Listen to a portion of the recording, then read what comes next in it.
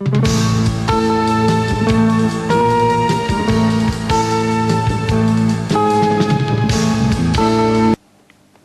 cumplieron 30 años de la revolución islámica en Irán.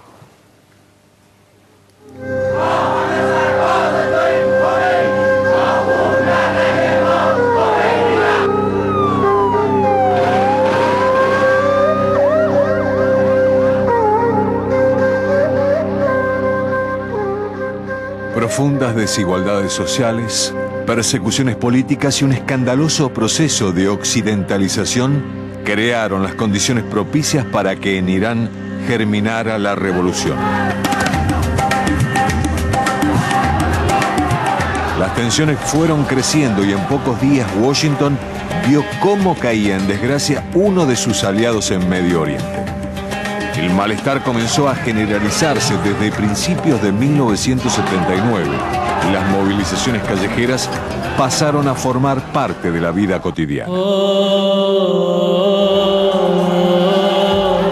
Los primeros en manifestarse fueron los estudiantes, después lo hicieron otros sectores de la sociedad, hasta que una facción de las Fuerzas Armadas decidió plegarse al movimiento rebelde y poner fin al régimen de Mohammad Reza Pahlavi, conocido como el Shah de Persia. Este monarca pro-occidental había logrado hacerse con el control absoluto del poder en 1953, cuando impulsó un golpe que contó con el respaldo político de la Casa Blanca y la asistencia técnica de la CIA. Durante su régimen impuso el terror a través de la SAVAK, su poderosa policía secreta, abolió los partidos políticos, se opuso a la nacionalización de los recursos petroleros y encaró una serie de reformas que incluyeron la expropiación de latifundios, el sufragio femenino y el laicismo. Estos cambios fueron presentados bajo el nombre de Revolución Blanca, pero solo beneficiaron a un sector minoritario, mientras el grueso de la población comenzaba a ver con espanto cómo se acentuaban la desigualdad y la exclusión. Al rechazo interno a las políticas del Shah se le sumó la actividad fronteras afuera del ayatolá Ruhollah Khomeini. Este clérigo chiita había comenzado a ejercer la oposición desde el vecino Irak, donde se exilió en 1964. Por presión de las autoridades de Teherán y de Washington, en 1978 Bagdad expulsó a Khomeini, quien se trasladó a Francia. Fue entonces cuando aprovechó su estadía en un pueblo de las afueras de París para fortalecer su imagen internacional, concediendo 132 entrevistas en un lapso de 4 meses. En Irán, en tanto, la agitación fue en ascenso. Tras una sucesión de violentas protestas y un enfrentamiento entre dos facciones de las Fuerzas Armadas que se saldó con 300 muertos el 10 de febrero, se proclamó el triunfo de la revolución. Al día siguiente, el ayatolá Khomeini volvió a su tierra para dar vida a la República Islámica.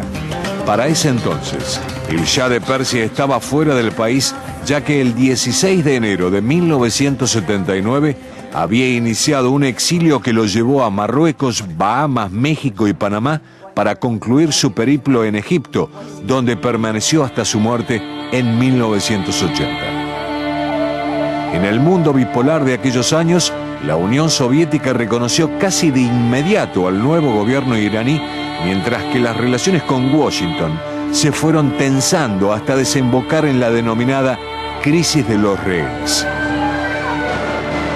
Esta comenzó cuando Khomeini llamó a su pueblo a manifestarse para exigir a la Casa Blanca la extradición del Shah. Así, el 4 de noviembre de 1979, unos 500 estudiantes rodearon la embajada de Estados Unidos y apresaron a las 90 personas que estaban en el edificio.